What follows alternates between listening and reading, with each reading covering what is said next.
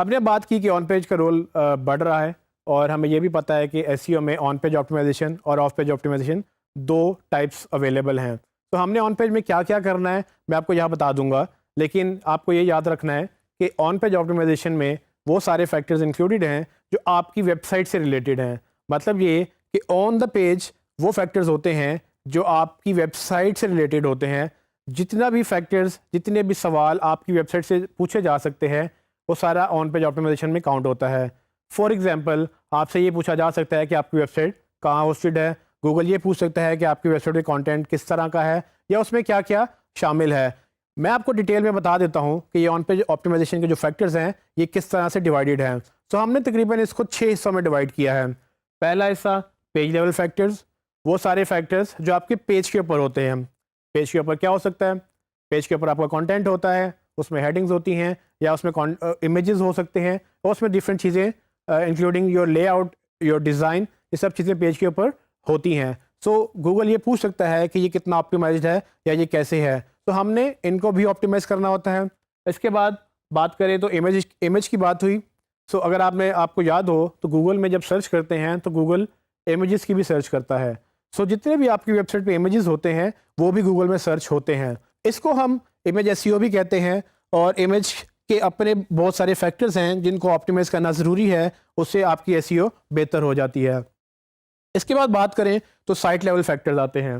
Site level factors अगर आपको याद हो तो हमने स्ट्रक्चर की बात की थी, तो साइट लेवल फैक्टर्स ज़्यादातर स्ट्रक्चर से ही रिलेटेड होते हैं। आपकी वेबसाइट किस तरह स्ट्रक्चर्ड है, उसमें पूरी वेबसाइट में लेआउट क्या है, उसके कितने नंबर ऑफ़ पेजेस कितने हैं और गूगल को कितनी आसानी से वो सारे फैक्टर्स मिल रहे हैं। तो ये सब चीज़ें साइट लेवल फैक्टर्स में काउंट होती हैं।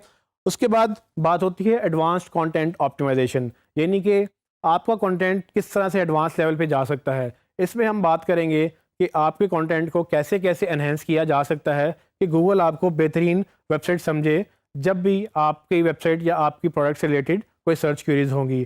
तो ये सारे एडवांस लेवल फैक्टर्स हमने इस सेक्शन में डाले हैं ताकि आप इस टॉपिक में ये समझ जाएं कि किस तरह से आपके कंटेंट को एडवांस लेवल पे हम ऑप्टिमाइज़ कर सकते हैं।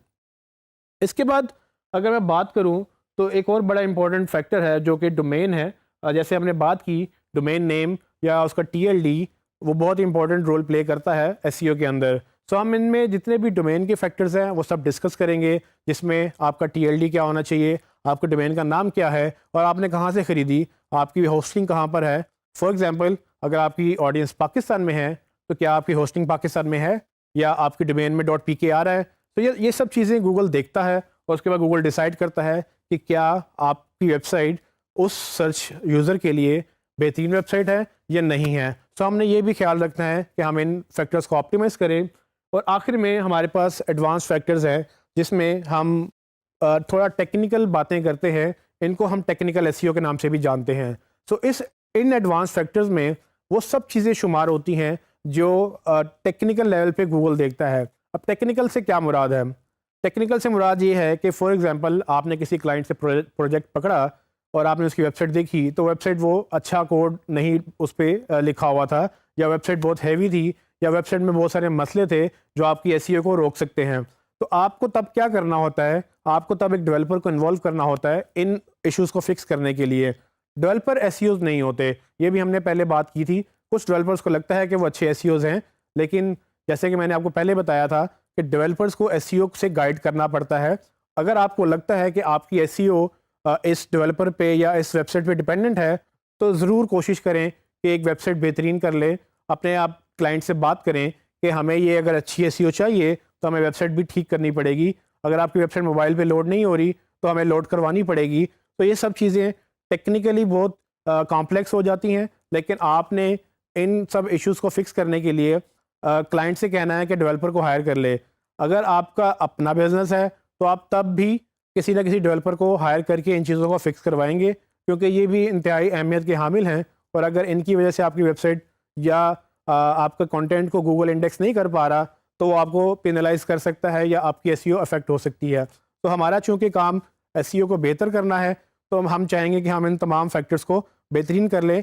और ये मैंने आपको मेन बड़े बड़े जो है वो टॉपिक्स बता दिए हैं ऑन पेज के अंदर। हम फर्दर इनकी डिटेल में जाएंगे और इसमें हम एक एक फैक्टर को प्रैक्टिकल करने की कोशिश करेंगे और इसमें ज़्यादातर हैंड्स ऑन आपको एक्सपीरियंस मिलेगा, जिसमें आपको मैं दिखाऊंगा भी कि कैसे ये गलत होता है, कैसे ठीक करना होता है, और अगर आप करना चाहें तो आप कैसे कर सकते हैं।